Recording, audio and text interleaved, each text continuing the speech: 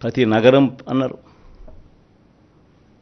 నేను చెప్పేది ఒకటి, ప్రజలు మిమ్మల్ని నమ్మి మీకు ఓట్లు వేస్తే ముఖ్యమైన హామీలు అని అంటూ మీరు చెప్పిన వీటి పరిస్థితుల్లో కనీసం ఇందులో ఒక్కటంటే ఒక్క హామీ అయినా నెరవేర్చారా? పోనీ ప్రత్యేక హోదా అయినా తెచ్చారా? దాన్ని అమ్మేశారు.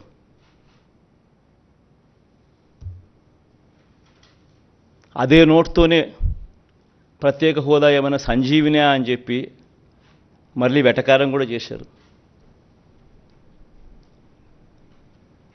నేను చెప్పేది ఒకటి, ప్రతి మాట రాజకీయ నాయకుడు ఒక విశ్వసనీయత కోల్పోతే, రాజకీయాలలో విశ్వసనీయత అన్న పదానికి అర్థం లేకపోతే రాజకీయాలు ఎందుకు చేస్తూ ఉన్నాం? ఎవరి కోసం చేస్తూ ఉన్నాం? దేనికోసం చేస్తూ ఉన్నాం? చనిపోయిన తర్వాత ప్రతి పేదవాడి గుండెల్లో, ప్రతి ఇంట్లో మన ఫోటో ఉండాలి, ప్రతి గుండెలో మన ఫోటో ఉండాలి అనే తాపత్రయం లేనప్పుడు రాజకీయాలు ఎందుకు చేయాలి?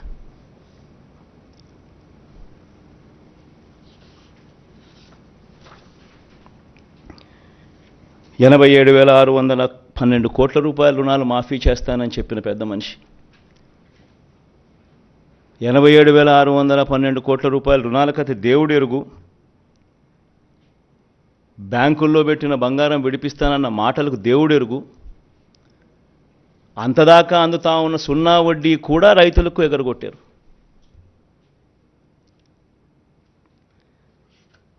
పొదుపు సంఘాల రుణాలు 14,205 కోట్ల రూపాయలు మాఫీ చేస్తామన్న మాటలు, రుణాల మాఫీ కథ దేవుడు ఎరుగు. అక్టోబర్ 2016 నుంచి అప్పటిదాకా అందుతా ఉన్న సున్నా వడ్డీని సైతం రద్దు చేశారు, అది ఎగరగొట్టారు. పొదుపు సంఘాల పరిస్థితి ఏమిటి అని అంటే ఓవర్ డ్యూసు ఎన్పిఏలు 18% పైచిలుకు వెళ్ళిపోయింది. ఏ గ్రేడు, బి గ్రేడ్ సంఘాలన్నీ సి గ్రేడు, డి గ్రేడ్ సంఘాలుగా మారిపోయాయి. అక్కచెల్లెమ్మలు రోడ్డు మీదకి వచ్చారు, రోడ్డున పడ్డారు. నిరుద్యోగులకు 2,000 రూపాయలు నిరుద్యోగ భృతి అన్నారు, ఉద్యోగం ఇవ్వలేకపోతే. ఎవరికి ఇచ్చారు? పోనీ గవర్నమెంట్ ఉద్యోగాలు ఎన్ని ఇచ్చారు అని చూస్తే ఆ మొత్తం 2014 నుంచి 19 పీరియడ్లో ఇచ్చింది కేవలం 32,000 ఉద్యోగాలు. అదే ఈ 58 నెలల కాలంలో మనం ఇచ్చిన ఉద్యోగాలు ఏకంగా 2,31,000 ఉద్యోగాలు. ప్రతి సచివాలయంలో కనిపిస్తారు పిల్లలు, ప్రతి గవర్నమెంట్ హాస్పిటల్లో కనిపిస్తారు డాక్టర్లు, నర్సులు, స్టాఫ్, పారామెడిక్స్.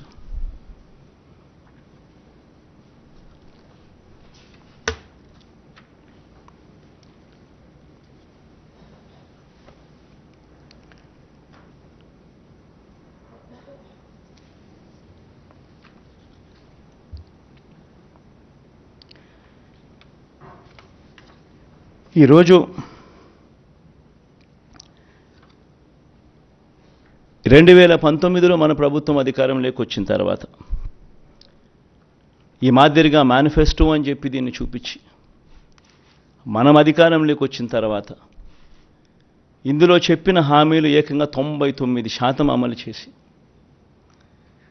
ఎప్పుడు జరగని విధంగా ఈరోజు రిఫార్మ్స్ కూడా కనిపిస్తూ ఉన్నాయి, సంస్కరణలు కూడా కనిపిస్తూ ఉన్నాయి.